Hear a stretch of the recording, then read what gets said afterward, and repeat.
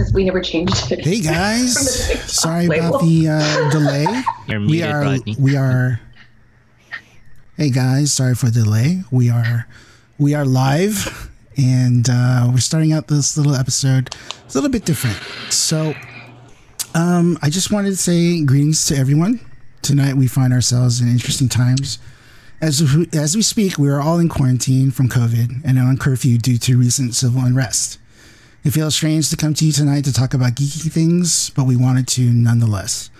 But we couldn't ignore what is happening, and we all wanted to speak about it in our own way. No, we aren't experts, and no, we can't speak fully to what is happening, but we are human, and we feel the need to talk about it. So we switched our plan and talked and decided to talk about Watchmen Season 1, Episode 1. It is more relevant now than ever. But we also wanted to talk about it in the context of how genre stories can help us explore and examine societal issues. I remember growing up and watching Star Trek and seeing a diverse cast, finding that amazing, and reading X-Men and seeing the parallels with racism, and recently seeing Black Panther and how that movie cast and story helped portray African Americans in a light that no one had ever seen before. Fahrenheit 451 explores censorship and so many more examples. Game of Thrones and the White Walkers deals with climate change and power. Aliens has themes about Vietnam War. And Lord of the Rings was also a representation of Tolkien's experience in World War I. We use genre to help us talk and discuss these tough issues. And Watchmen continues that much needed tradition. Thank you for joining us tonight. And I hope we can all benefit from this conversation. With that, I toss it back over to Earl and the crew. Hey, how's it going, everyone? Thank you, Rodney, for that beautiful message. Yeah, things are crazy right now, but you're here in chat, and we're here for you. So welcome to the Pangeekery Podcast, a weekly live video podcast celebrating all things geek from an all-diverse perspective. And what we do is we talk about film, TV, video games, comic books, and all the cool things covering all the nooks and crannies of fandom. My name is Earl Balon. I am an actor improviser based in Los Angeles, California. And my favorite type of anime, still to this day, is shonen. I'm still a shonen guy, but yeah. Oh man, I'm gonna have trouble with this one. Hi, I'm Jennifer Zhang. I am an actor, writer, artist in LA, and oh god, I mean, I just liked Pokemon. I'm just gonna say that. That's shonen. I would argue shonen. Yeah, that's shonen. Okay, great. I don't even know what that means. It's kind of sexist because most popular things that are considered. Does it mean it's for guys? Both are shonen. For young boys, but it's kind of like how in our society. This bullshit. Things that are considered the norm. It becomes the norm for everyone. So it's actually kind of bullshit. Yeah. Oh, okay. Yeah. Well, what I'm about to say is even worse. But hi, my name is Caitlin Faye. I'm a director, writer, actor, and a singer. And my favorite type of anime is seinen, actually, which is anime for older men. It's for men, actually. So like, examples like really like Cowboy Bebop, or even darker. Yeah, like Berserk. Berserk. Yeah. Who determines this? Like Blade the Immortal. I mean, it's like whoever the intended audience is. Yeah. For example, Jen, our comic book series, if it was marketed in Japan, would it might even transgress shoujo after a while and go into I forget what it's called for adult females. But shoujo for females. For girls. Shoujo is for girls. Yeah. Yeah. If you want it for women, that's like Nana or something. The stuff that usually if there's like sex involved, that's for women. You know, you wouldn't show that to girls in Japan. What? Now you guys know. Yeah. Or you would, but you might get in trouble. I don't know. No, they wouldn't have sex in it. If there's sex, it's for women. Yeah. Yeah. Because that doesn't get talked about in shonen ever. Yeah, girls don't have sex in Japan. Yeah. Oh, wow, interesting. Oh, hey guys. It's all a societal structure. Oh, yeah, sorry, go on. Hey guys, Walter, camera operator, editor, and veteran. And I think me and Caitlin got the same favorite anime. Like, which one? The really dark, violent stuff. Yeah, I mean, I think Gundam would count as that too, right? No, that's shoujo. I mean, shonen. No, Shonen, sorry. Shonen. Shonen. Shonens? It's like hard shonen. That's still for boys. Yeah, believe it or not, Gundam is for boys. So like new Wing Gundam, all that stuff is all shonen. that stuff is for boys. But some of the stuff that Gundam talks about is pretty deep. It doesn't matter. Like, it doesn't matter. It's the style. It doesn't matter. Yeah. It is the style and the intended. It's just the intended audience of intent. Audience, yeah. Even if there's smoking, even if there's suggestive scenes or even nudity or cursing, all that stuff it's still is for shonen. boys. Oh, okay. Guess it's shonen then. What about Ninja Scrolls and stuff like that? It's kind of seinen. That's seinen, yeah. I think that's turning into seinen. Yeah, because that's like on the level of Berserk. Yeah. Whoa. Anyway, what's up, Aaron? Aaron we do have a guest today, Aaron Nabus from Hall H Podcast. We're going to talk to him for a little bit. But meanwhile, what's up to everybody in the chat? Hello, thank you for joining us. Do hit up our new Discord, which we set up. That's going to be cool. There's a sub-only section, some general channels, whatever you want to talk about in our Discord, you can do so. Do hit us up like on all our other streams. We have streams going over across all of the week. The schedule will be up in the Discord and on our Twitch page, so do hit that up. And if you do hit us up in chat on Twitch, please do say what's up, and we'll get to your comment and or question as soon as we can. Jose, that is what it's called. Jin Chronic, thank you. Jose, there we go. Jose. Forgot. What's up, Joe? Yes. So we're going to talk about a lot of stuff today. First of all, we are going to talk with our guest, Aaron Nabus here, again from Hall H Podcast. We're going to talk about episode 1 of Watchmen. There's only one season existing. And how genre stories help us talk about societal issues, because that is definitely a thing. So without further ado, let's bring on our special guest, Mr. Aaron Nabus. What's up, Aaron? How's it going? Hey, thank you for having me. This is such an honor. Yeah, absolutely. I love your show. No, thank you. Man. I love We your love show. you and your show. Thank you for coming on, man. Yeah, man. So, Aaron, tell us a little bit about Hall H Podcast. Why'd you start it, and like what is it? Okay, well, that's a pretty funny story because I was up in Orange County, Irvine, doing the corporate thing for like 10 years. Irvine. So Wow. So when I moved back down here after surviving like 5 layoffs, I moved back down to San Diego where I grew up. I was hanging out with some friends, my friends Alex Benedicto and Ed Santos. We were at a boba place, some place that I'm sure our good friend over here, that Walter would probably want to be at. Oh, no. But we were just shooting this shit, and we're like, I think we were talking about how ludicrous the Transformers movie was, about when like Optimus Prime was writing, what's the Grimlock or whatever. Right. Last night. Yeah, we're thinking, man, that's so stupid. So, anyways, we just got to talking and just catching up, and then Alex says, "Hey, you know what? I have the domain name halh.com." And this was back in like 2014, and he had reserved it in 2011. So all this time he's had it, but hasn't done anything with it. And for those of you out there who know what Hall H, is, it's like Mecca for geeks down at San Diego Comic-Con, right? So we said, this, and we met up in June. Comic-Con is in July. So I learned. I said, we got to do something, So we said, okay, we're going to get ready for Comic-Con. We're going to be ready. We're going to create a site. So I learned WordPress in like a month, just screwing around with it. Nice. I got the website up and running. Looked for artists that we could follow. So got our social media accounts, set. And so we were ready for Comic-Con in a month. So that's how Hall H got started. But that was 2014. And the way the podcast happened was, we were trying to blog, but we were just so busy. So I had been walking to work my new job. I lived within walking distance to my office, so I would walk every day, and I started listening to podcasts. So I kind of thought, man, what if we had a podcast, right? So in 2016, we just said, okay, screw it, we're just gonna do a podcast, and that's when the Hall H show was born. And well, we're all busy, so you would think that Hall H would cover like all the mainstream news, but we kind of thought, what does Comic-Con mean to us, right? And when we went to Comic-Con when we were kids, it's like it was all about Artist Alley, right? So we kind of thought, I remember one Comic-Con I was walking down visiting Artist Alley, And, I see Ron Lim. He's a famous artist who worked on Silver Surfer for Marvel. And then he had nobody at his table. I felt so bad, I kind of thought that was one of the things that popped in my head about where we can turn our focus, for this podcast and for our blog. We're going to try and put the focus and spotlight on artists that we think deserve more attention. So that's our mission.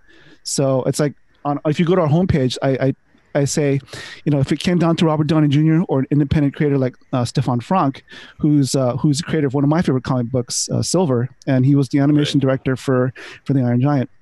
We would interview Stefan 99.99% of the time. So that's our MO. So that's what we're all about. That's great, man. So you've been attending Comic-Con since when? What was your first San Diego Comic-Con, I should say? Oh yeah. Alex has been attending since honestly late 80s at least. Nice. Me my first Comic-Con was in 95. So even back then I thought it was huge, but it's grown. It's obviously it's blown up since then, right? Oh yeah, man. Like nothing compared to what it is now, right? Yeah. Oh no, I still remember that first year when it blew up. All thanks to Twilight. It was all thanks to Twilight. Exactly. Yeah. Nobody Really? believes It was but Twilight. It's Twilight that brought Hollywood to San Diego Comic-Con. Wait, really? But what does Twilight have to do with it? Because Twilight was they were the first movie property that said, we could tap into this group of people that are rabid about stuff. So they announced their attendance at, I think it was 2008 or 9. 8. And the lines grew exponentially. Dude, because then vampires are part of the geeky fantasy genre. Oh, it's not even that. It's not even young that. Adult books, right? Oh young adult books became a thing, but they became the linchpin for all the other Hollywood studios going oh my God, we have access to this audience as well. Wow, that I did not. I feel it's almost like co-opting geek spaces because first of all, the genre of vampires has lost all of its all elements of horror. Because all the vampires do in Twilight are sparkle in the sunlight and drink manufactured blood. You know what I mean? So that one could argue that they don't even belong in that space. So what they did was co-opt it because they found a potential cash grab, and they made it happen. I mean, the story itself is arguably co-opted as well. Well, right. I would argue but Hollywood kind of jumped on the comic book train back in 2002 when Spider-Man came out. What did you say? Spider-Man was the first comic book as mainstream property. That's what I would have. Ooh, I wouldn't say that. No? Really? In the movies. X-Men. In the movies. Or X-Men even before that. Yeah, that's 2000. Anyway. But this was the first time that something that was already in the mainstream, Twilight, that had some kind of crossover appeal, really pop into Comic-Cons. And would you say he was were celebrities going to Comic-Con before, or he was the first young up and coming hot celebrity? Well, R-Pats. This is probably Robert Pattinson. Yeah, he was probably the biggest one. So that's R-Pats, yeah. That's kind of, I guess that was a thing, the catalyst too, right? Just because it's part of the catalyst, absolutely. But I mean, Aaron, were you there that year to witness? No, because as I said, I was up in Orange County doing the corporate thing, so I missed a few years here and there going to Comic-Con.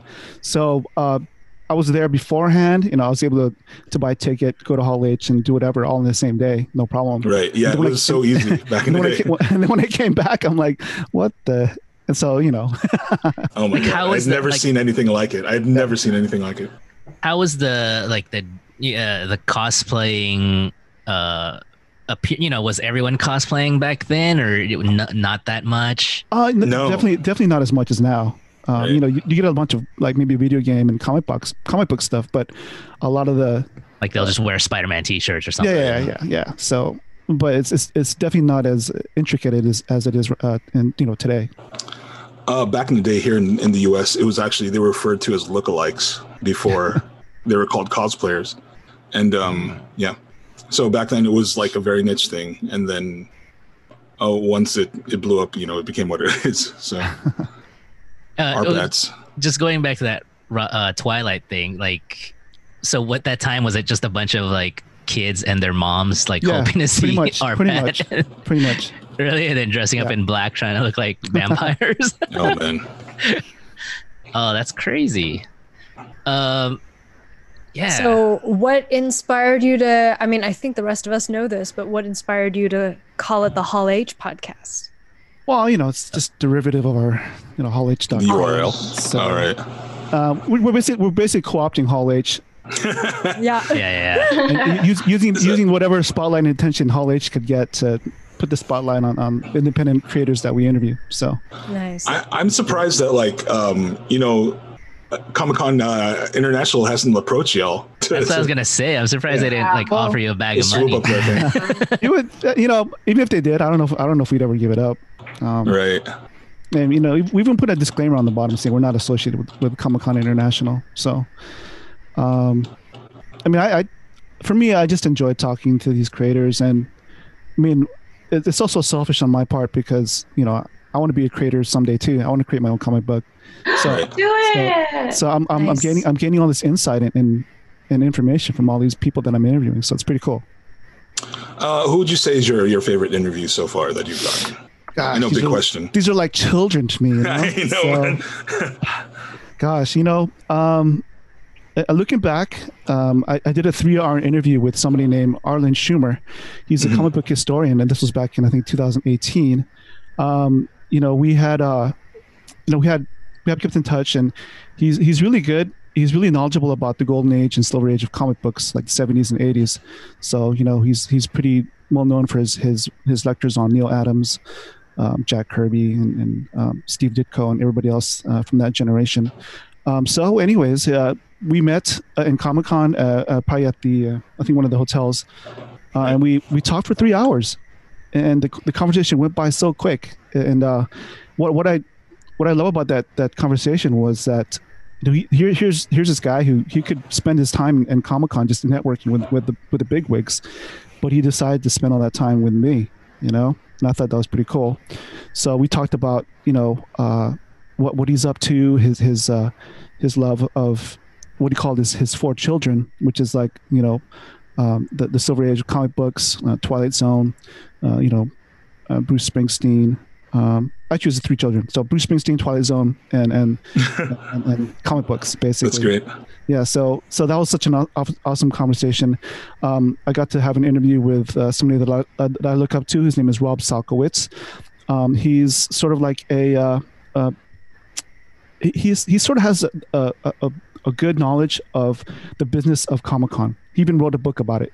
So if any of you are out there and interested in pop culture and the business of pop culture, I highly encourage you to look up Rob Salkowitz. He has his own book, and he writes for Forbes. So and that was such an honor to have him on the show.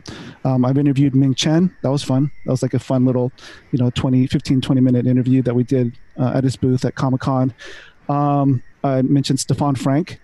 That guy's just freaking amazing. I love all his artwork and his comic books because he takes such a unique approach to it, coming from a cinematic background. He uses, if you look at his panels for his comic books, you can tell that, man, these are like straight out storyboards. Storyboards, yeah. And so he takes his knowledge about animation and movies, and he conveys that into the sequential art that he does, and it's really amazing to look at. And there's just so many people. I can go down the list of Ryland Grant, David Pepose. David Pepose has this awesome book called Spencer and Locke. He has the greatest tagline. It goes, "What if Calvin and Hobbes grew up in Sin City?" So it's such an awesome book. There's just so many people. My good friend Susan Botello, I met her at Comic-Con because I was like, I did all these interviews. It's time for me to be a fan. So I'm gonna look at the program and see what kind of panels that I can go check out. And one of the panels that I saw was, how to pretty much, use your smartphone to make movies, right? Right. So I met her at her panel, and it was such an awesome panel, and we became good friends. Like, we've been on each other's podcast, and then eventually she asked me if I could be a brand ambassador for the International Mobile Film Festival. So I'm always I'm always happy to help out whenever I can. So it's all these things that lead to other things. It's such a weird thing. You don't, I look forward to Comic-Con not only for these interviews, but also to network, even if it's just accidentally, it kind of works out that way. But you sort of have to look out for it and be open to it. So, yeah. And in the beginning, I was always about, I wonder how our numbers are going to be, what's our numbers for the month? So I'd be checking the analytics all the time. But then I kind of thought, I shouldn't be too worried about that, because one day somebody came out to me and they said, that I listened to your podcast featuring, I think it was David Pepos, and that convinced me to go check it out. And I bought all his books. So I was like, that's great, man. I'm like, wow, and since that day, and I've talked about this in other interviews, it's just, to me, it's all about the power of one. If I can just, having a positive influence on just one person, it's all worth it to me, Absolutely. No, I absolutely agree. As long as there's an audience that is listening, like that, you had direct evidence of that. That's super great. Right. Since we're talking about comic books, I mean, like, I know I asked this like from a lot of people that come in here, but like, what were your comic books growing up? Like, what was the one? Who were your guys? Gosh, I grew up a Marvel fan, so that's right. What I grew up on. Marvel, yeah. So I grew up I grew up reading, like, the Avengers and Silver Surfer, Ghost Rider was huge, X-Men, but not too heavy on X-Men, but I enjoyed the stories, New Mutants. Nice. Yeah, I mean, pretty much a lot of them, but yeah, I would say those were probably my go-to for when it comes to Marvel comics. Did you buy from comic book stores, or did you have subscriptions mailed to you? And if subscriptions mailed to you, what were they? Oh, I see. No subscriptions. there was a comic book store. Tell me now. Within bike riding distance from my house, so I was always able to get comic books there. So. Cool. Now, did you ever get to meet Stan Lee anytime in? No, I haven't, but I got to attend a bunch of his interviews. I got pretty good photos and video for one of his panels at I think it was LA Comic-Con, because they have that big booth. The Hot Topic booth was there. Right. Oh. So when it was called Kamikaze. Yeah. When it was called Kamikaze. So I we had pretty good seats. We stood in line for like forever, and then we got pretty good spot. So I got pretty good pictures and video of a couple of his panels. So that was pretty cool. Oh, that's cool. Super cool. It's so strange to me, like how, I mean, he is, R.I.P., but it was so hard to get to him, and like he's such a big character now, or recent years. But I remember back in the days when I was a kid, and I went to in San Francisco, went to like a Cow Palace, and they had a comic book convention there, and I don't even recall the line was that long to meet him, like to get him to sign my comic book, and he was so cool. And I kind of forgot about it until I was going through my stuff, and I found a picture with him, and I was just like, "Oh crap, that's so right! Dope, I met Stan Lee, so cool. and you didn't have to pay for photos with these celebrities back then. You're he's like, "Can I take a picture of you?" Sure. You take your, and then take a picture, and then I was like, "Oh shit, I got to meet Stan Lee." See, go ahead. Oh no, and I'm lucky enough to have comic books, and I didn't have to pay for him to sign my comic book. I was like, because now it's like $5-10 to get your for them to sign your comic book. That's cool.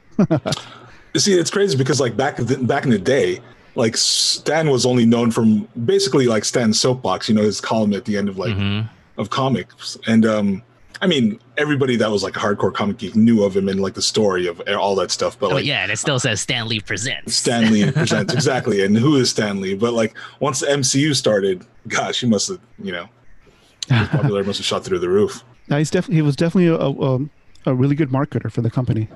It's true. It's true. So go ahead. I was just going to say, I asked this to our last guest as well, but I was wondering if there are any interesting questions that ever popped up in a panel you either attended or led at Comic-Con. And so what was it? Oh, wow. That's a really good question. I can't really think of any off the top of my head. I mean, they've all been... I've moderated a few panels myself. I mean...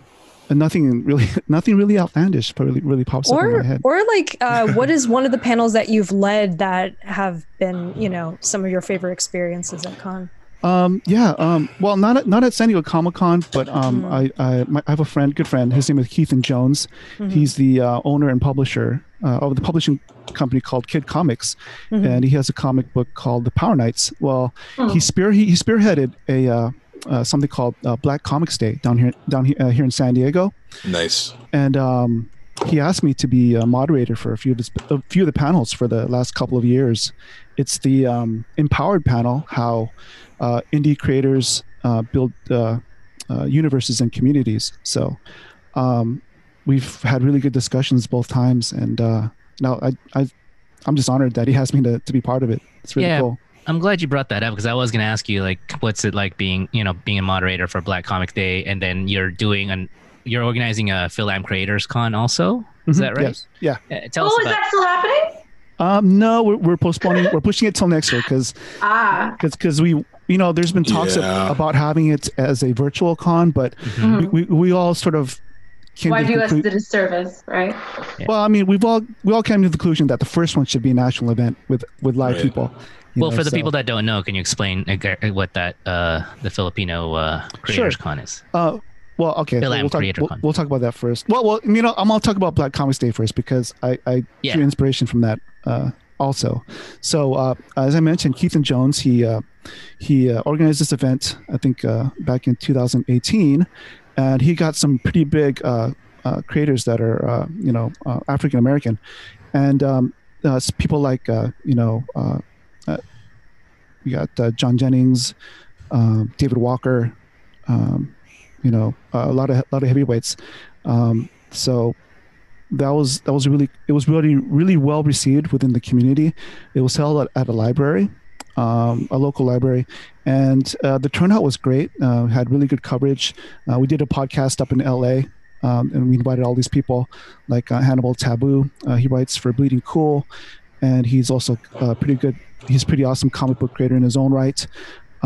Jason Reeves, he owns his own publishing company. So, and Keith Jones was there too. So, it was a really good interview. And so, from 2018 till this year, it was such a huge and monumental event, and it just grows bigger and bigger. I mean, it was called Black Comics Day, but it actually became a 2-day event. So I'm not sure what they're going to call it next year.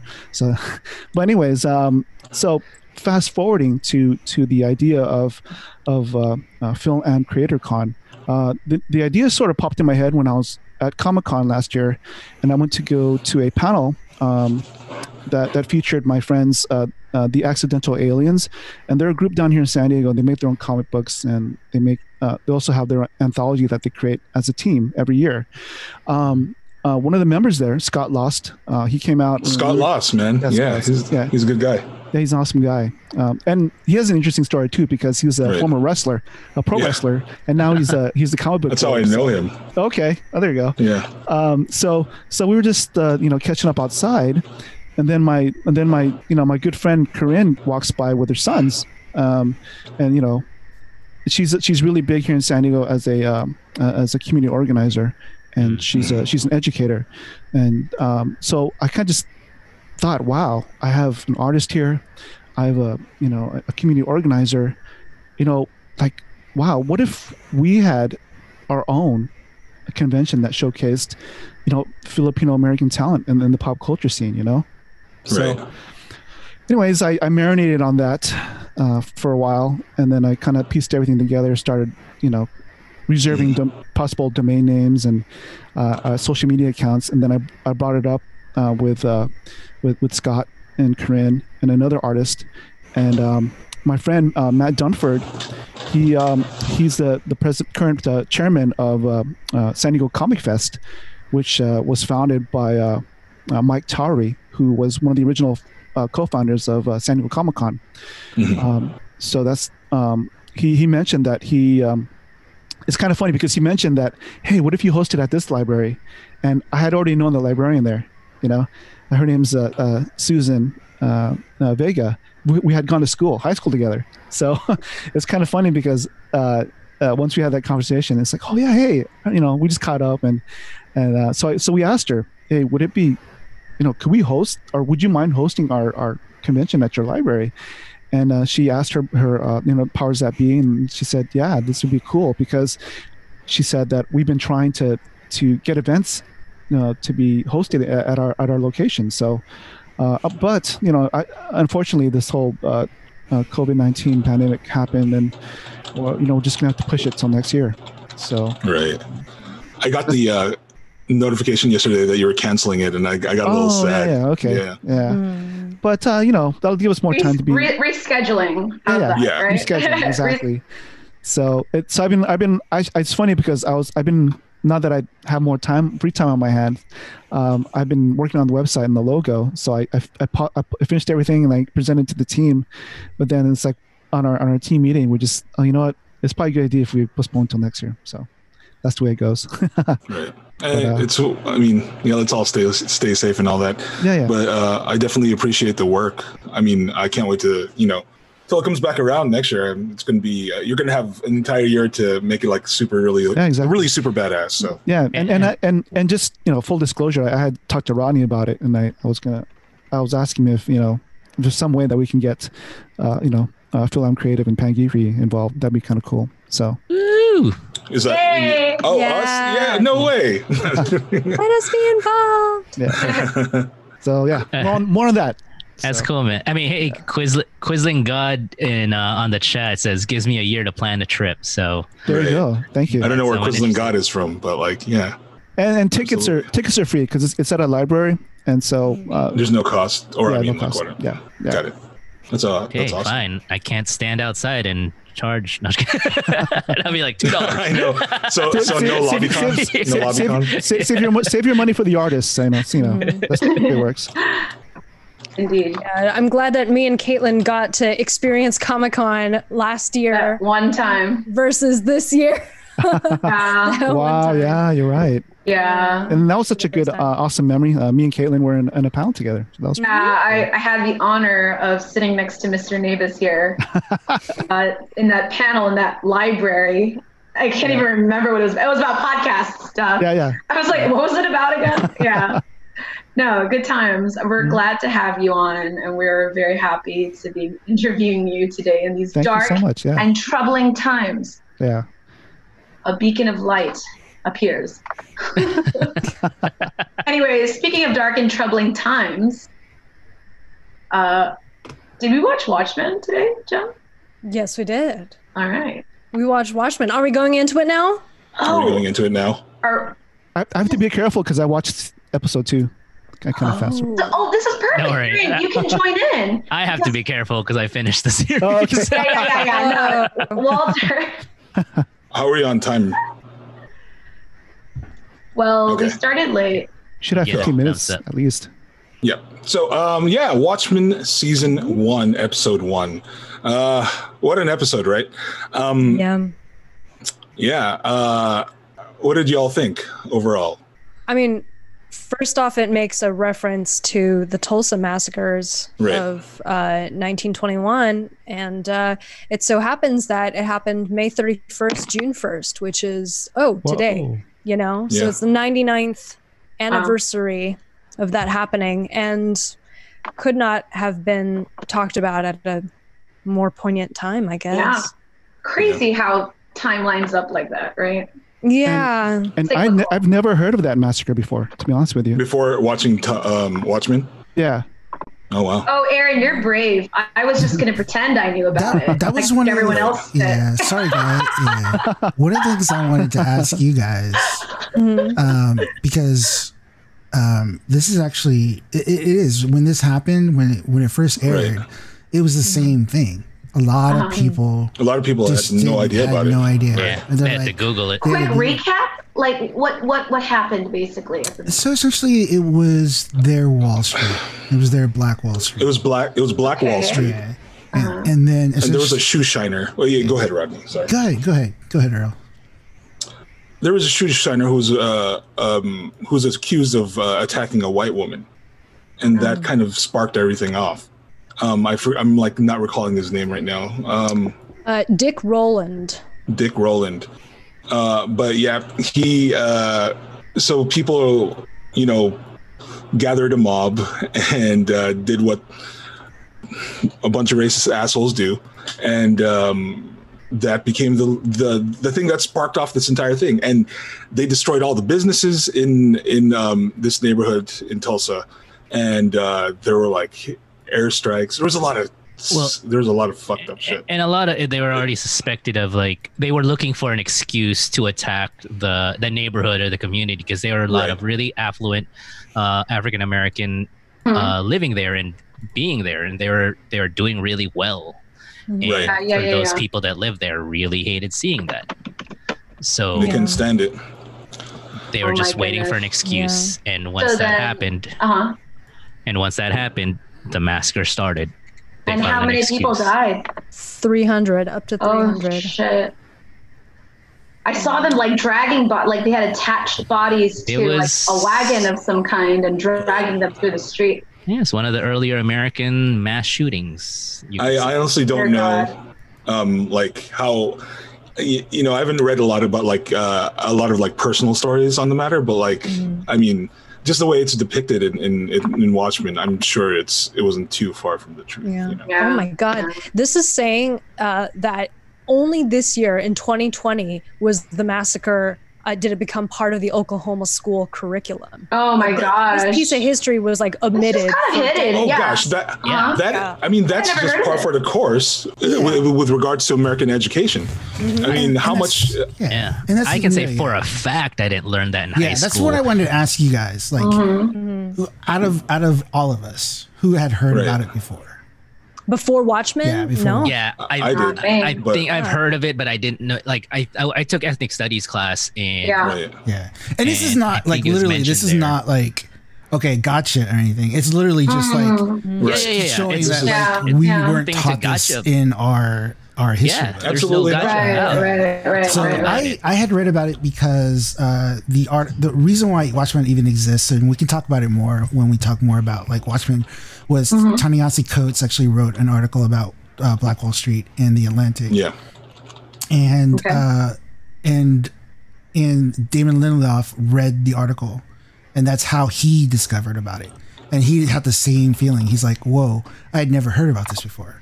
But I had heard about it, but I didn't know the details. So when the actual episode opened up with that, I was like, yo, they're going deep into this is amazing. Right. So that alone is like something to explore. It's like, how do we not know about these things? Yeah. Right. And why did it take this genre story to sort of like delve into these issues, right? So it's just curious to see, and I'm curious to see too in the chat, like how many people had heard about it before Watchmen at all, So Dolly Zay Chanel, it just says hi, thanks for being here. But also Quizzling God says Zero on Edge was bound to get bad. Jin Chronic mentioned that it's called Black Wall Street, and white supremacists were deputized as sheriffs as a fact. Quizzling God did actually hear about this beforehand as well. So there's a few people in chat who, have heard about it before. Yeah. But well, I'm just uneducated swine. I was just going to be like, oh yeah, we totally learned this in class. I mean, I wasn't going to say that, but I assumed it was a big thing, and it's sad that it isn't, because many of us didn't know about it. I mean, there's a ton of stuff that is not covered in American textbooks. I mean, us like being a lot of us being Filipino American here, the Filipino American War wasn't even covered in a lot of high school textbooks until very recently. And it was called the Spanish American War, and they didn't talk about it was called Spanish American War. And then they didn't cover the death tolls. They didn't cover like the massacres, any of that stuff. The massacres, the torturing. They don't talk about how Mark Twain was against it and was actually an advocate against Filipino American War. How they called us the N-word as well. Yeah. None of that. Yeah, it's crazy. A lot of the episode, talking about Tulsa overall, because Tulsa is in Oklahoma. The entire pilot runs around the theme of Oklahoma during this time. Like the show, and how lynchings were like an actual thing. Like people did not even blink at them. It's horrifying. You know, horrifying. It's like absolutely horrifying. But like that runs as a theme throughout the pilot as well. You know, even down to the musical Oklahoma, where the episode takes this title. You know, like it's summer and we're running out of ice.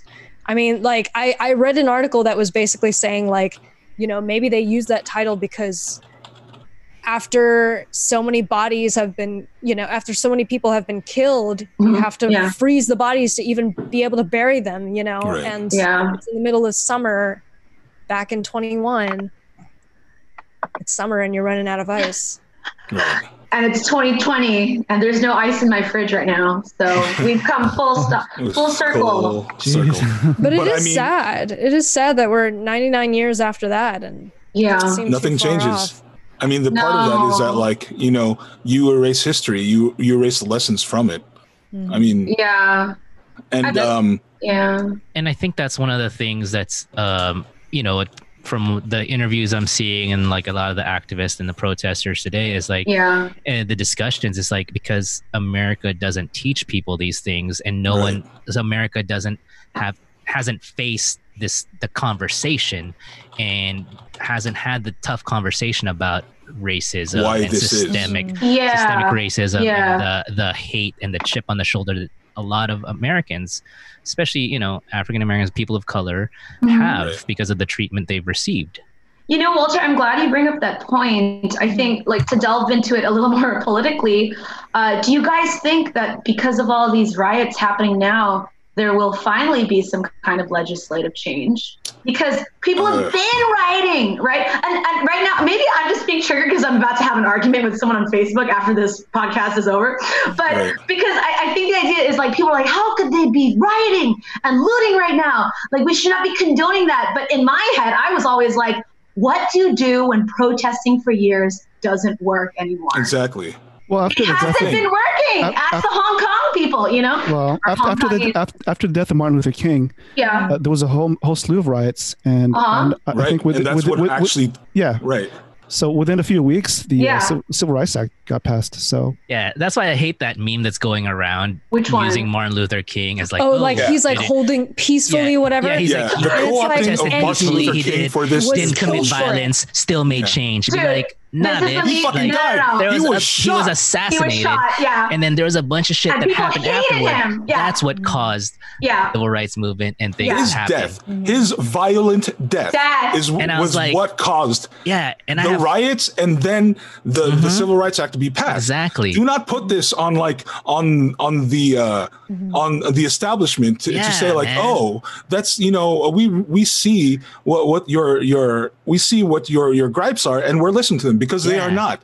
When it comes down to it, what it's going to be, it's going to need is it's going to take like economic, like a hit to the financial stability of the ruling class. It will, but not just that. I mean, I think people are also concerned about injuries, you know, and death. Right. And property damage. Call me a radical for saying this, but I will go so far as to say systemic racism has gone on far longer than any of that happening. Longer than the pandemic, longer than your house getting burned or your things getting looted. I mean, that's terrible. But you know what's also terrible? Fucking systemic racism against Black people. And lynching and killing. It's been around far longer than this. It's not going to be changed overnight with something like this. This is just like one more step. They always say, like, when we're talking about like real systemic change, that you should not expect it in your lifetime. And I kind of don't, because this is just one step. The whole thing is that you have to remember this history, and as long as they're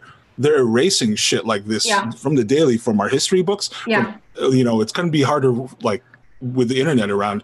But as long as we forget, things are going to stay the same.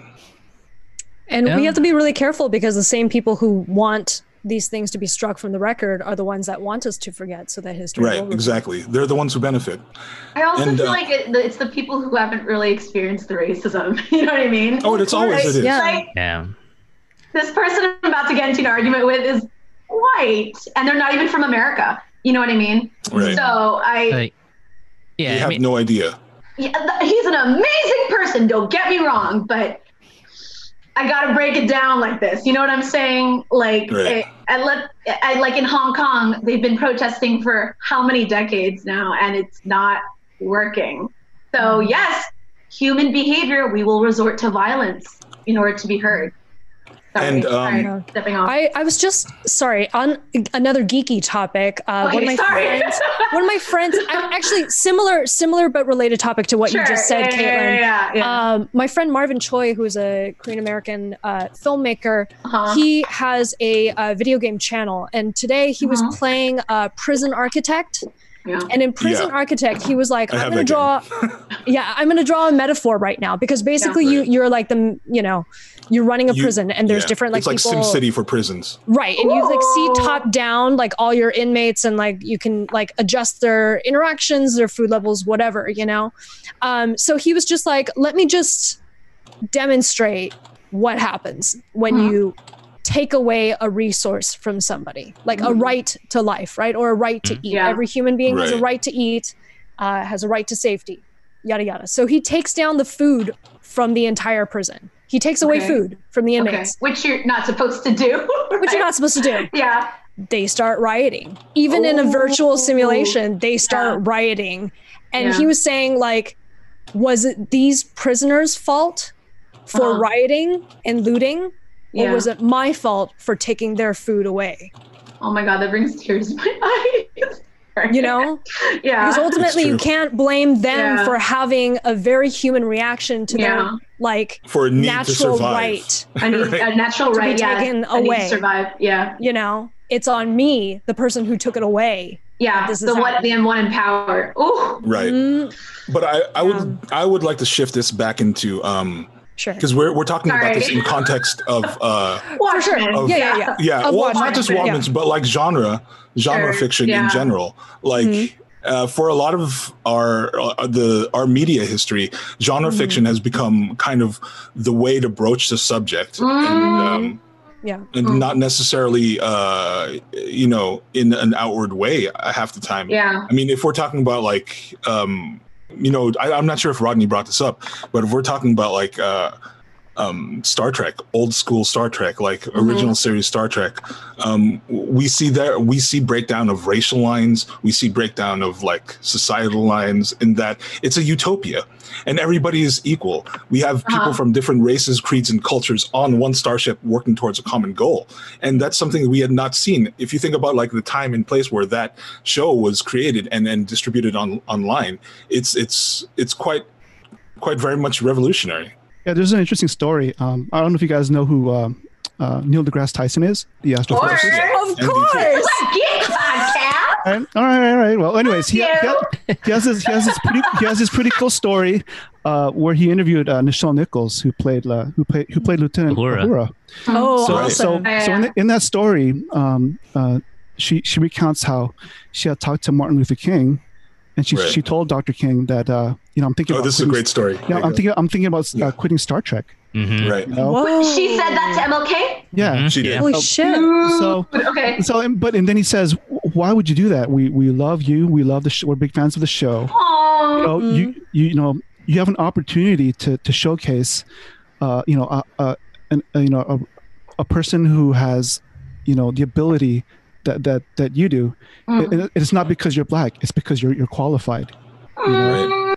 So that helped her. That helped motivate her to stay on the show. Thanks, MLK. Yeah. Thank you for. Nichelle Nichols is still alive, by the way, and she still makes a convention. Of course, she's alive. Wow. We should get her on the show. Someone knows her. We gotta get her on the show. Yeah. Next time. Because she's like there every year at Gallifrey 1. We'll see if that happens this year. But she probably looks like she's still 45. And she looks great. And you guys got to remember too, like when Star Trek came out, that was a big risk and mind-blowing huge thing to have such a diverse cast and to have that kiss. Oh yeah, exactly. Oh, the kiss, right? Man and a white man and a black woman to kiss. Kirk. I want to look up that kiss. I want to watch it. And freaking Hikaru Solo had a had an Asian helmsman. Sulu? Oh, Sulu, sorry, Solo. Sulu. My bad. I was like, Sulu. Hikaru Sulu. George Takei. Sulu. Yeah. George Han Takei. Sulu. George Takei, Han Sulu. yeah. Han Sulu. Han Sulu. Han Solo. It's Sung Chang. Sung Kang. Did y'all know that Sung Kang's character in Fast and Furious, his name is Han Solo? I didn't know that. Yeah. It's It's a play. Yeah. It's a play. Offended, but okay. On his tombstone it says Han Solo. Oh, That's right. The inside joke. Yeah. Oh, okay, gotcha. Jin and Chronic says Star Trek is first black-white kiss. Voyage, first Asian, non-Asian kiss. Yeah. First Voyager. Asian, non-Asian. Harry Kim kissed is it Tasha Yar? Or no, not Tasha Yar. No, Yar Kim was and dead by then. who was I forgot. I know what you're talking about. I forgot. I was not big into Voyager, so. An Asian guy kisses a non-Asian woman on screen, and that was it was the first interracial relationship for the Asian guy. Besides Sesshu Hayakawa, and the fact that Harry, they had that in the 20s, you know. Yeah.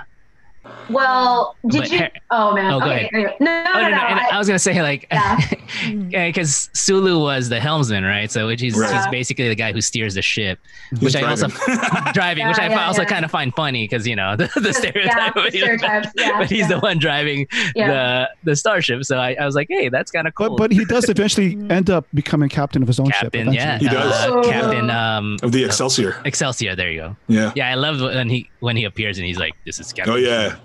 That was dope, man. Does he kiss a white woman? Who's the lady he kisses? Harry Kim kisses somebody, a white woman, but that's on Voyager. Oh, that's Voyager. That's what I meant. Sorry, on Voyager. Yeah. Did you guys ever watch the movie Romeo Must Die with Jet Li? With Aaliyah. Yeah. When Jet Li gets a hug at the end. Yeah. Well. Do you guys know? But there's an alternate cut. Yeah. Yeah. There's an alternate cut where they kiss, but preview audiences said they felt uncomfortable because they had a bunch of little. I mean, admittedly, he's bigoted. He is older. But much like. But it happens in Hollywood all the time. It happens. Yeah. There's a bunch of old Asian. old white dudes who kissing young girls all the time in movies, and they had no problem with that. Bullshit! I tell you. It was pure, just I think racial. Like I remember sitting there in that theater, and I was like, "Oh, what's gonna happen?" And then that happened. I was like, "Oh, all right." Yeah, that sucked. Yeah. Asian men's hearts broke everywhere. Oh, terrible. Wait, so. Aaron. Yes. What did you think when you first saw the pilot episode of Watchmen? Oh, I was like, well, first I was saying, damn, Don Johnson's on here. Miami Vice, what was that? Was Don Johnson? He plays the captain. Yeah, captain. Yeah. Spoiler. I thought he was going to be like a series regular, but no, they killed him off. I mean, when you got that star power, that's a safe assumption. But no, he may come back in flashbacks. I don't know. But, he might. My initial thought was I'm not too knowledgeable of the whole Watchmen franchise, but I watched the movie and I read a couple of the issues way back in the day. Yeah. But it doesn't feel as grimy and dirty as the movie or even the comic book. Yeah. Right. Wait, the show is not as grimy as the comic book? Yeah. It doesn't feel as it doesn't feel as grimy. It doesn't feel Alan Moore-esque. Yeah, exactly. What I think it is because it's away from a big city. Like that's kind of part of like the character of Watchmen, the comic book, or like the Alan Moore book, is the griminess and the kind of the seedy underbelly of the big city. Mm-hmm. But we don't get that because we're in the countryside. Can I ask a question? As someone who has never read Watchmen and never seen the movie, there was definite things where I was like, if I had read the lost. book, I was a little lost, but I was like on board for the most part. Mm-hmm. Are the characters in the show the same as the one from the movie or the comics, or are they totally different? Yes, different. Totally different. Well, there's some that are same, some are some are different, some are. But like we haven't gotten. They reference characters from reference characters from the movie. Like Jeremy Irons' character. Because he stuck out. Yes, there are. It's kind of like you follow Justice League, DC, Justice Society. It's kind of like that, where Justice League is now, and then Justice Society was like the earlier iteration, and then even this has an even earlier version, like the character you're gonna run into, we're gonna learn more about later. It's like the golden age heroes. Yeah, and then the racist cult has built a cult around a character called Rorschach. So correct. I kept hearing Rorschach. Yeah. Hold on. Let's spell out which characters are which, like for her and for anybody who doesn't know. You asked about Jeremy Irons. He is not in the original. Well, his character. Wait, no, Voight. He is. Oh, he's Voight. Never mind. Yeah. He's Voight. Yeah. His character and Dr. Manhattan it takes place in the same universe. Okay. It's just like years we don't later. know at this point, like whether or not it's going to hook up with the comics. I mean, hook up with the movie. We think it's an alternate retelling, but it's the same world. The same world. Do you guys want me to answer that? Though it's like a sequel. Yeah. Well, spoiler. Okay, don't answer it. No. But I'm saying like the movie is just like the comic book. It's there's something missing. It's in the 80s, right? But this is. Yeah, the comic was like done the series is in the 80s. But the show's in 2019. No. We're talking about the movie versus the TV series. Okay. The movie is based off the comic book and graphic novel, which is based in the 80s. Okay. So now it's 2019. Okay. Yeah. Same universe. It's like the same universe. Same universe. So same characters. Okay. Rorschach is Rorschach in the comic books and in the movie. Dr. Manhattan is Dr. Manhattan. Dr. Manhattan is also the same. Rorschach yet? Like he's dead. He's dead. He's dead. Yeah. Okay. He dies in in the original. Spoiler alert. Okay. I mean that's like an established thing. You have to watch it. Yeah. It'll help. Just kind of background is that before Rorschach dies, he sends off this letter to like a memo to all the journalists in the city. And this is kind of like what the conjecture is that all this uprising is stemming from that. Okay, from the letter that he writes to all the journalists. And what's in the letter?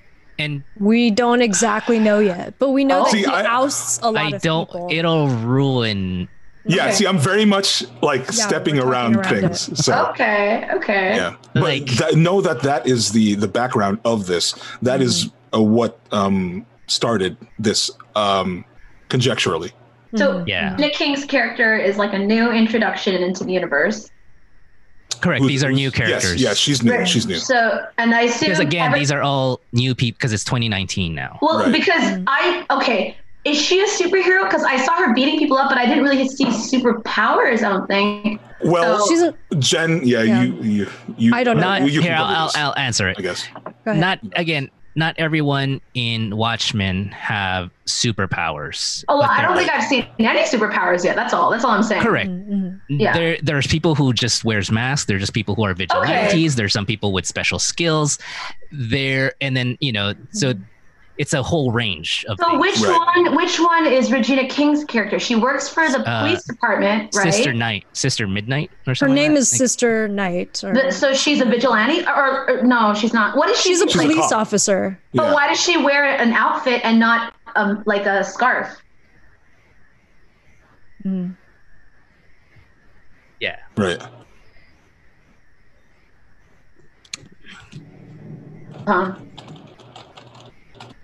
Right. Oh, so that's why they don't show their faces. Yeah. Okay. Right. Okay. Did they cover that in the first episode? Yeah, they talked about it. Right. Quickly. The White Knight. Right.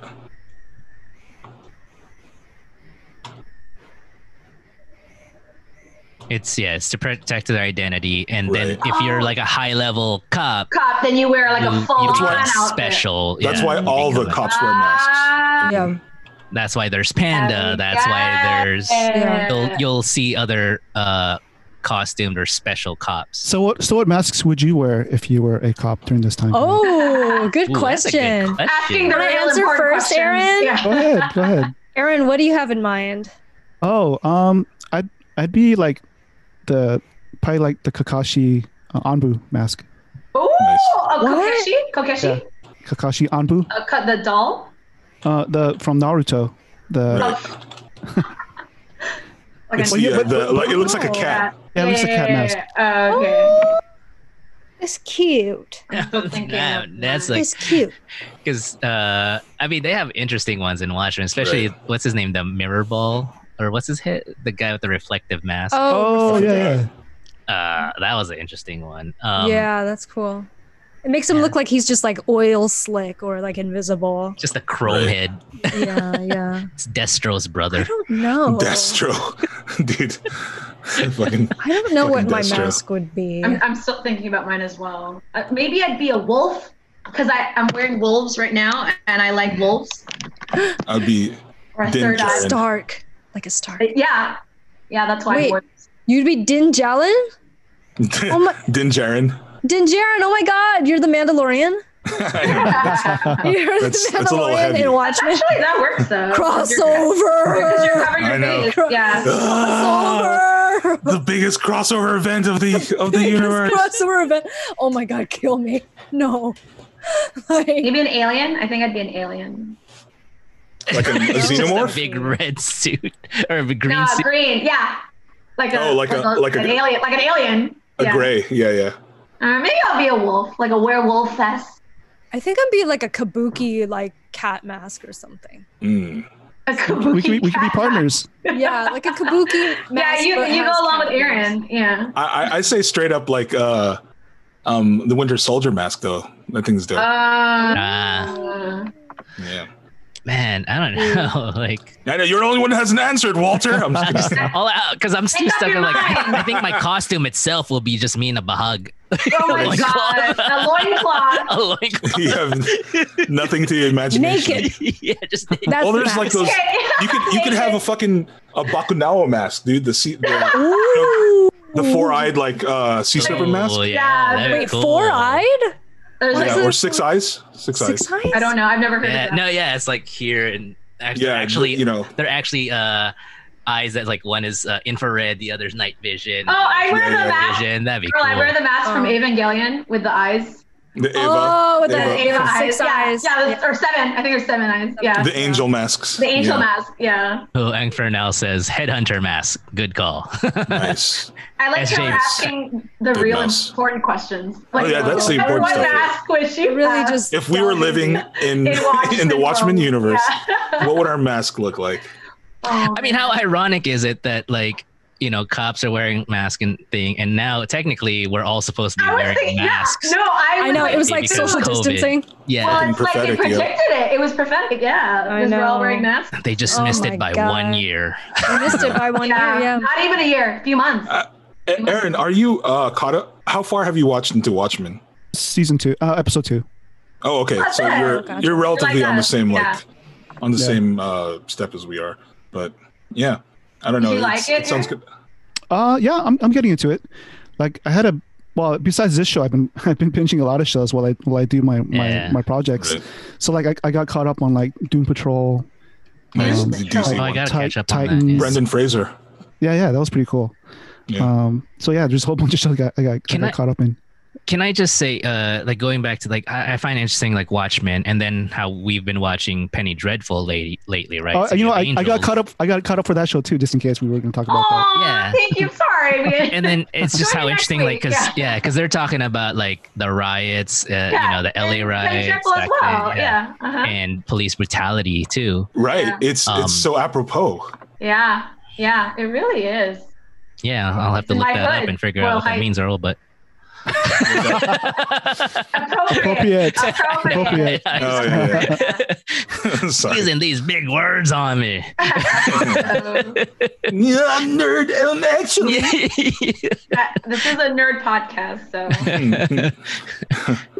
your SAT words. Yeah, and it goes back to saying like just going back to what we were originally talking about, like some of these things, like even some of the, I'm pretty sure there's people who didn't know about like the history of the 110 freeway and the gentrification that was happening, how they All that kicked stuff. out and the riots and all that stuff is like, heck, like I didn't know for a while the like Asian American history too about Mhm. the what do you call it, the dance halls, like the stuff that would happen to Right, Filipino yeah. Americans here. The Monong generation. The like those Monong dudes. generation. There's a name for it. Yeah. Hmm. The Like first dime, wave. penny, dime hall, something like that. Yeah. the dance halls. Dance halls. No, but there's like a Like how much they specific name for it. Yeah. how much they charge them to go in. Yeah, it's like you pay a dime or something. Anyways. Yeah. And I mean, there's stuff like that there's a lot of stuff in American history, right? But it's just crazy how much they don't teach you, even when you go into AP history or AP American history. Yeah. Because those books are sanitized, dude. Yeah. I saw one literally where they reduced the Trail of Tears to like a paragraph. A page. Oh, God. Fucking kill Not me. even a page. I hate that. A paragraph. I will say, if there's anyone that went to, like recently, like, well, I have a friend, she's like 23 now. So she was in high school in like early 2000s. Right. And she went to school in Florida, and amazingly enough, she was telling me she did know about the Filipino-American War. And she did. She knew about but she knew mostly also about the Japanese internment camps. Like that, I didn't know anything about back in high school. They didn't. Really? Yeah, you didn't man. learn that in high school? In high school, no, they didn't. For I Walter learned that in Montanar? college. Dude, Oh my God. high school is bad. High school is our terrible. fucking education system is shitty because it's like it's targeted at like the lowest common denominator, and it's a business, which is the worst thing because like they have to sell those textbooks. I mean, I went Nobody's to an inner gonna, city school who my textbooks was like 10 years outdated, old as fuck, old right? as hell. But still, man. And like from what I learned eventually, like all textbooks are published in Texas, and the board that like goes through it is in Texas. The ones that super conservative, and wonder. literally doesn't want like you to learn shit that might make you question them and their authority or whatever. The thing is, like, as bad as our sanitized textbooks have been, there are states, in the South that still teach the lost cause theory. Lost cause. Which is that slaves were really happy being enslaved. Oh my God. And that the Confederates came out on top despite, the Civil War. That is why Robert E. Lee statues are still standing. Still around. In the South. It's kind of ironic that Robert E. Lee himself didn't want any statues of himself put up. He was just being modest. But yeah, a lot of friends that I have that came from the South and came to LA from the South were like, wow, like I had to re-educate myself because I didn't even learn that was like a real thing until it's crazy. Mm-hmm. Here's the thing: it's like some of us have had the opportunity to learn things outside of high school because we had some kind of mentor to teach us to read things college, or university, even if it's like kind of like I don't want to say the easy stuff, but like the stuff like lies my history teacher told me, or Howard Zinn's like A People's History of the United States, all that stuff. And people have been exposed to that stuff, but there's a huge swath of the population that none of that has ever been touched. It doesn't exist. Yeah, I was so lucky to have very, very intelligent history teachers. But, the teacher I had for years in high school, very first day, she said, it's absolutely, completely impossible for me to teach you all you need to know about world history or U.S. history, but I'm going to try my best to speed through the parts that need to be highlighted. And she was always skeptical of like the government and textbooks in general. And my professor in college was the same. But I feel like if I didn't have that experience, maybe I wouldn't, maybe I would have been lacking somehow in the ways that many of us are, because our history lessons just aren't comprehensive enough. But not everyone gets to go to college either. That's and not everyone gets to go to college. Is a barrier. Well, like they're saying on the chat, like the internet is a great thing, it is. Which is true. And I think there's a lot of younger people that are getting educated. And although the scary part is also there's a lot of misinformation on the internet, and you just have to know to it's look hard for, to to differentiate. And which is the danger of the internet also. Like people still need a mentor to like what to look at, how to discern correct information. Right. Even adults have that problem, right? Oh yeah. All the time. Oh yeah. Like just look at Facebook. Look at the pandemic. Just look at Twitter. Yeah. I mean, if the entirety of your paradigm can be summed up in a meme, then I don't know, man. Maybe you have to think harder. Maybe rethink your life. Yeah. And to kind of play devil's advocate, I think I remember having this conversation. Like my teacher in high school, like my AP history teacher, he was like young, he was one of like these young new high school new teachers that's like so motivated. They're trying to like invigorate.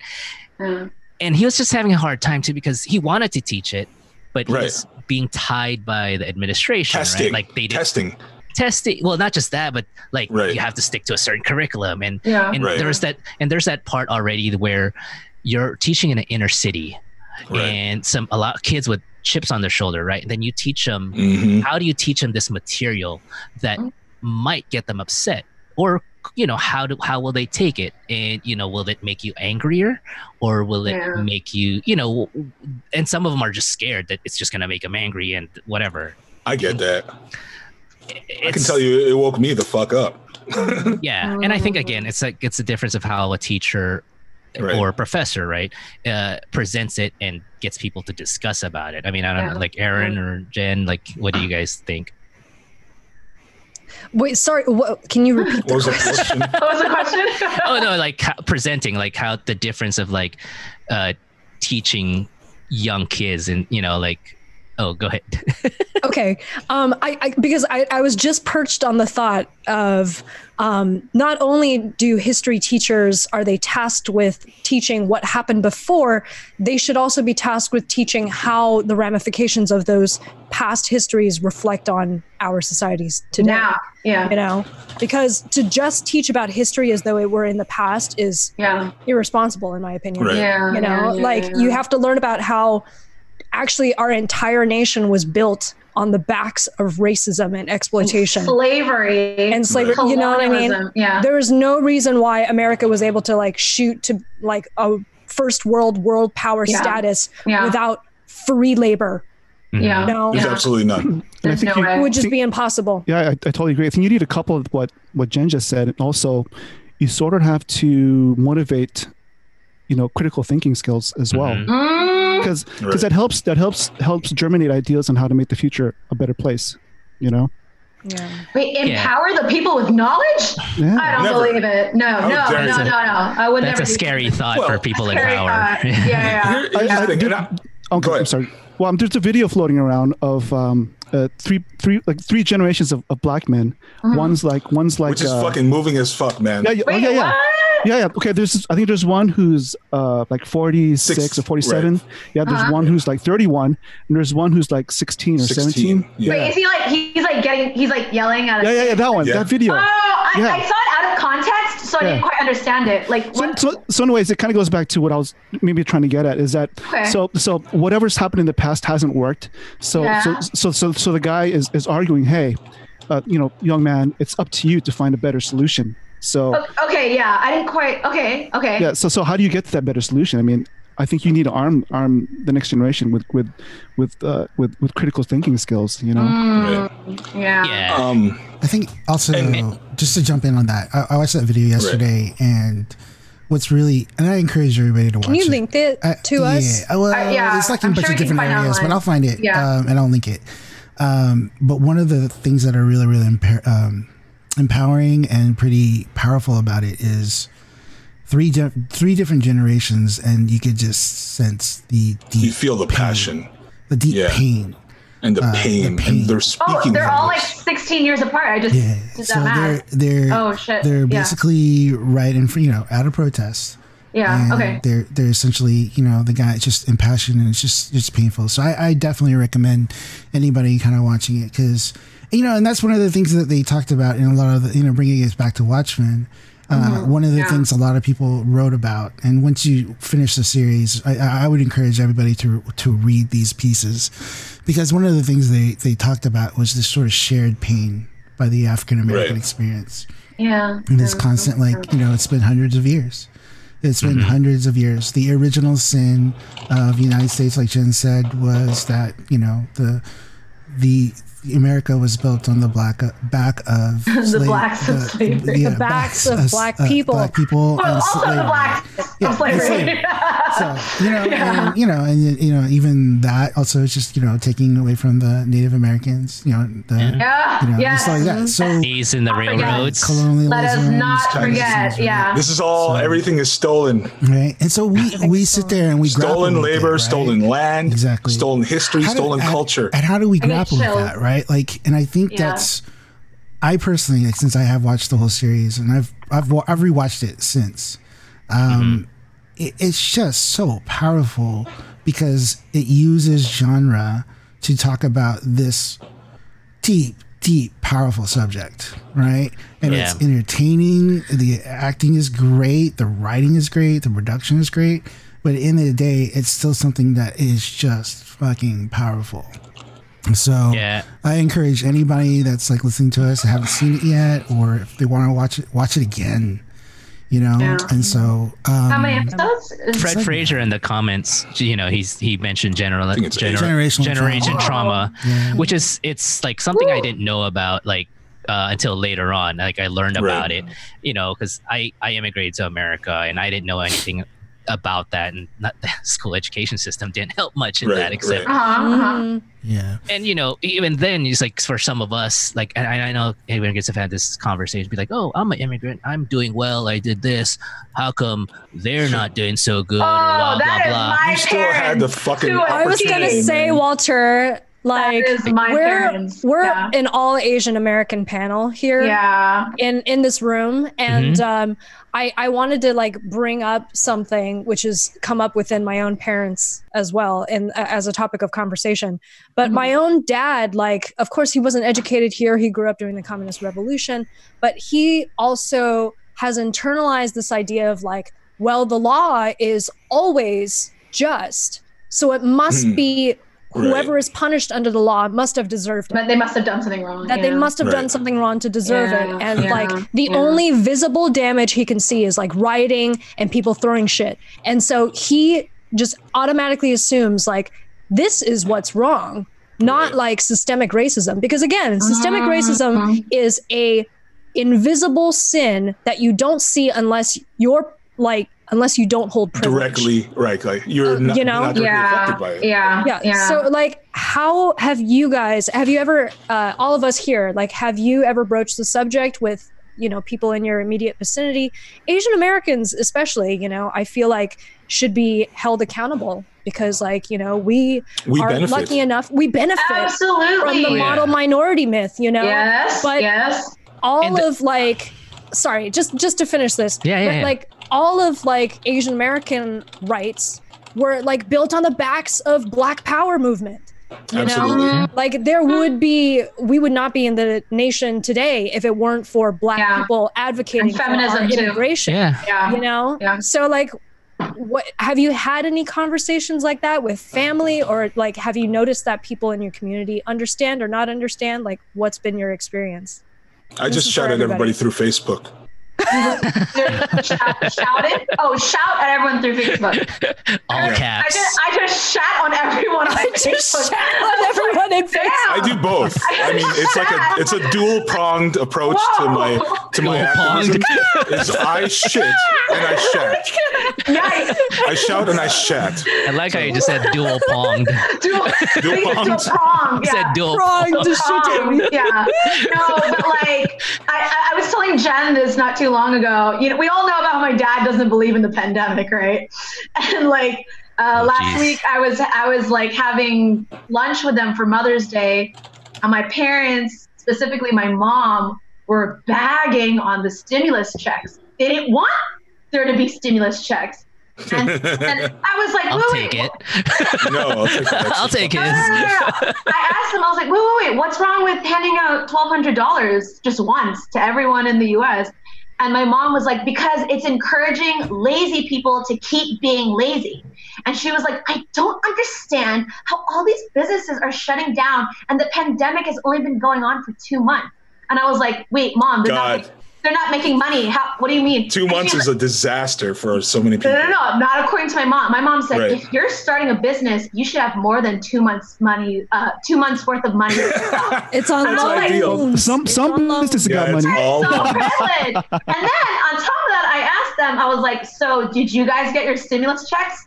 All of a sudden, my mom changes her tune. She's like, oh, I got mine. She was like, yeah, I got mine. Like that. She said with attitude. She's like, yeah, I got my stimulus check. And I was like, so it's okay for you to get stimulus checks, but it's not okay for poor people to get stimulus checks? She was like, I mean, That's the real looters, the corporations that have money absolutely. who is taking. Those are the real looters, really. I don't think my parents realized the sheer amount of like billions to trillions of dollars that the wealthy in this country are taking hold of. And and going back to Jen's also, like like I've been fortunate, like I've had conversations with my parents and they're pretty open-minded in a sense that sometimes it gets pretty controversial, but like the kids are pretty, like me, my sisters, if we have to, we'll jump on them. We'll team up against them. We'll team up against them with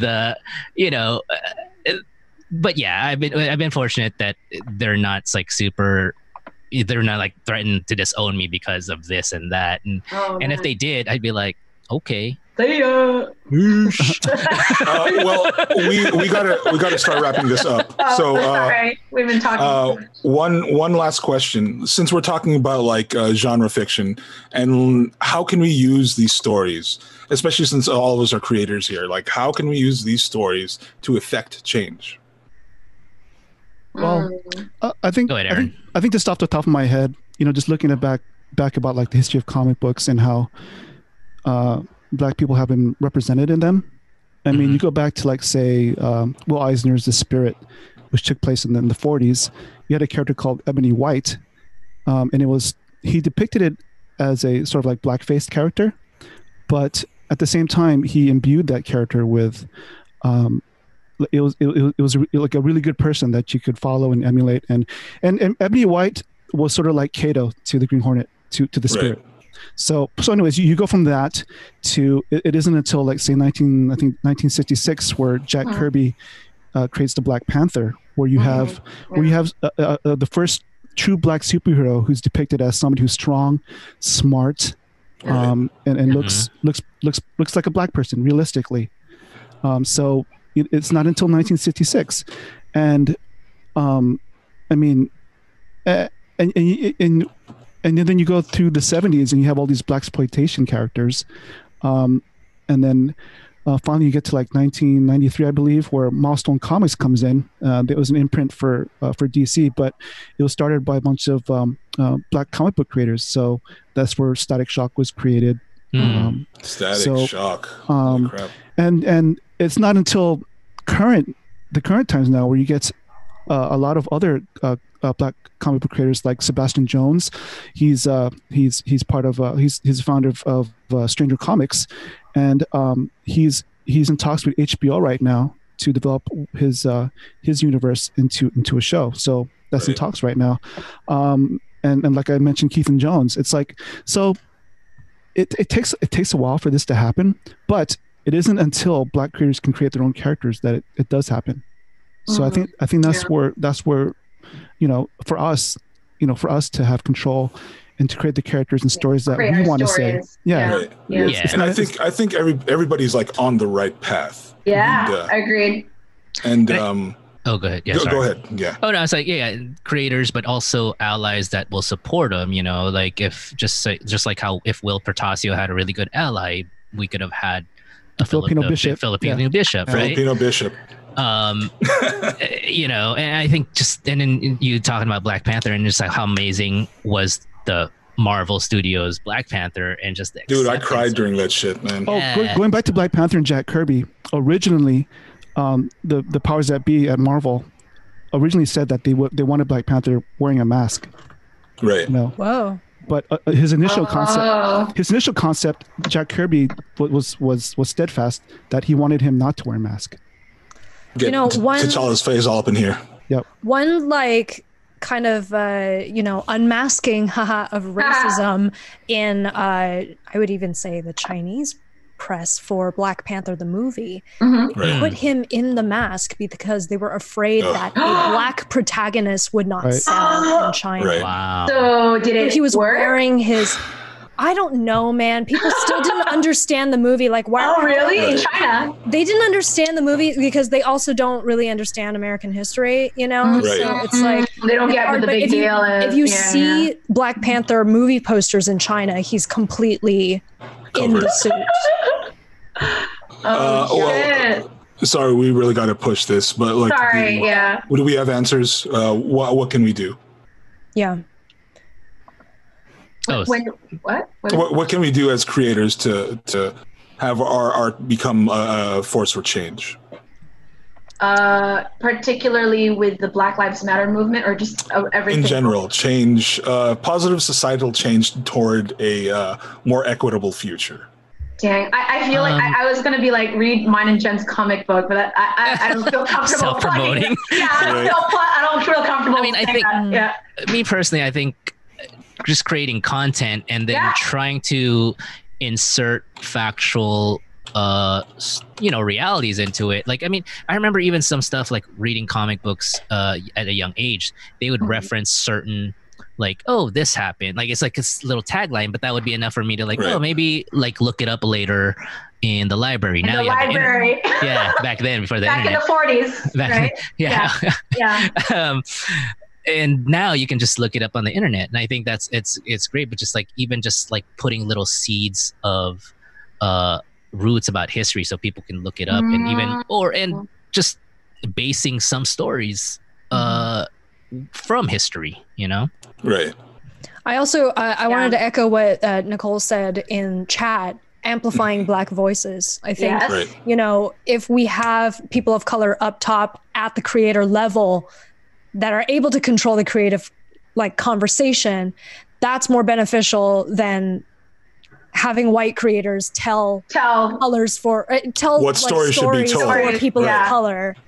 I would take that even further. I think we should be actively creating opportunities for people of color to even be encouraged in the first place. Absolutely. Because I know we were all kids at one point in time, and all of us would dream momentarily that someone like us would occupy a leading space in a movie or a show or a book. And then another part of our brain would be like, oh, but that would never happen. Right?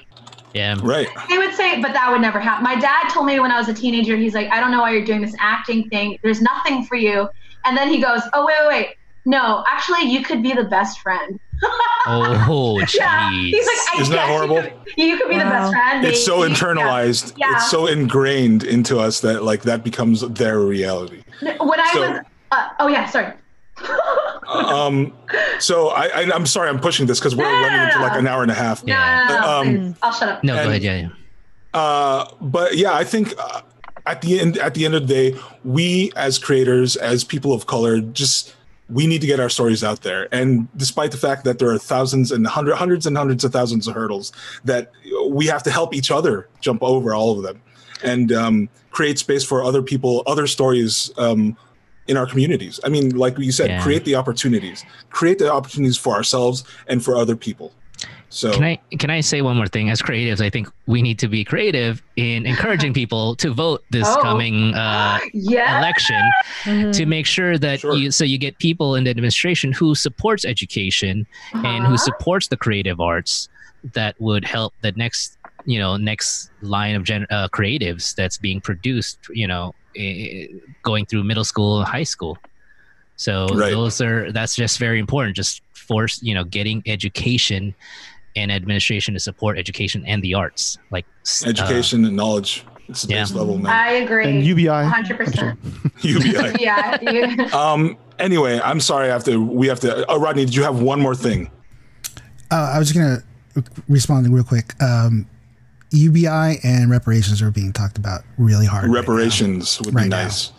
UBI and reparations are being talked about really hard right now. So UBI, universal basic income. So it's basically what the stimulus check was, but in a. But we're gonna more prolonged. Yeah. Gotcha. Okay. I just wanted to say UBI instead of universal health care, huh? Yeah. So no, that's tough. You have to think about the ramifications of that. It's gonna be interesting times. Or is UBI gonna be used to pay for universal health care? I don't know, man. There's a lot of questions. But yeah, I do want to say one last thing.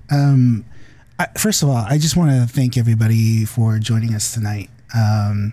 Obviously, with everything going on in the world, and it's just a really, really strange time, and it's just really good to be able to talk with these things with you guys. The chat has been amazing.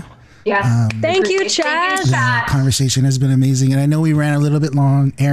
Not Aaron Nabus, but Aaron Redmond. I know you're gonna be mad at me, but I do feel one like of our producers. we wanted, this was important, and I think we needed to talk about this, and we wanted to create a space for everybody in our chat, and as well as for us to even just try to process all of this. And we processed it through what we love. This was geeky stuff, right? Right. So I just want to say thank you so much for the opportunity for coming on the show. hey, man, a pleasure is all ours, dude. Thank you so much. Seriously, you're such a big supporter of us. Yes, you are. From the beginning. From like day one. Yeah, he was always there. So it's like, seriously, it's long overdue. We're so happy to have you on. But again, just thank you guys. Thank you, everybody. And that's it for me. That's all I wanted to say. Yep. Thank you. Thank you, everybody, for this this very engaging conversation. It's a conversation that we needed to have as a community, as a podcast, and hopefully, everybody in our Twitch chat thinks the same. Judging from what you guys are saying in the chat, thank you so much, everybody in chat, for being here. Thank you to the cast, the crew, to our special friend here, our special guest, Aaron Nabus. Do hit us up on all our social media. Instagram, Twitter, Facebook, all at Pangeekery, Pangeekery. Again, every Monday here in this space, twitch.tv/Pangeekery at 8 p.m. will be right here. So do hit us up in the meantime, hit up our Discord, and thank you, everybody. We'll see you next week.